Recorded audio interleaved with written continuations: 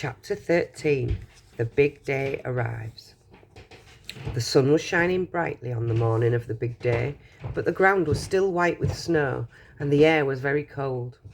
Outside the gates of Wonka's factory, enormous crowds of people had gathered to watch the 5 lucky ticket holders going in. The excitement was tremendous. It was just before 10 o'clock. The crowds were pushing and shouting, and policemen with arms linked were trying to hold them back from the gates. Right beside the gates, in a small group that was carefully shielded from the crowds by the police, stood the 5 famous children, together with the grown-ups who had come with them. The tall, bony figure of Grandpa Joe could be seen standing quietly among them, and beside him, holding tightly to his hand, was little Charlie Bucket himself.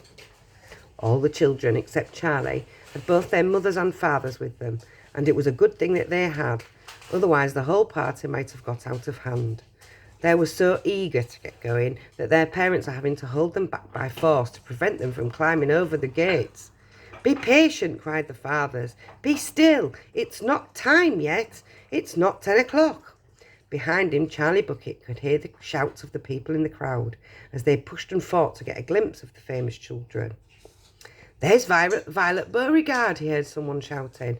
"That's her, all right. I remember her face from the newspapers." "And you know what?" someone else shouted back. "She's still chewing that dreadful old piece of gum she's had for 3 months. You look at her jaws. They're still working on it." "Who's the big fat boy?" "That's Augustus Gloop." "So it is. Enormous, isn't he? Fantastic." "Who's the kid with the picture of the Lone Ranger stenciled on his wind cheater?"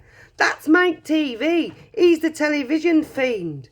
He must be crazy. Look at all those toy pistols he's got hanging all over him."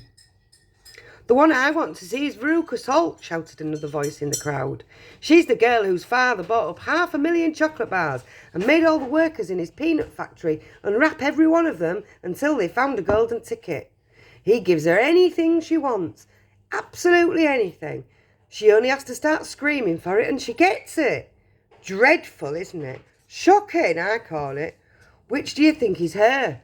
"It's that one, over there on the left, the little girl in the silver mink coat."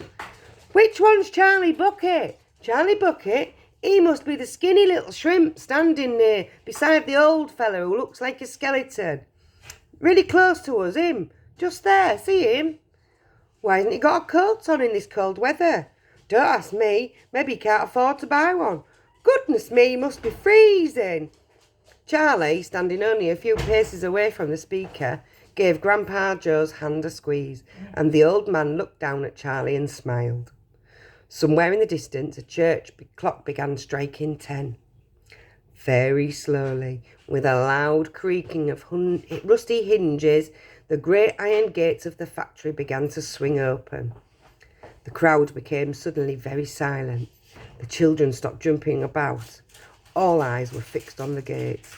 "There he is!" somebody shouted. "That's him!" And so it was. End of chapter 13.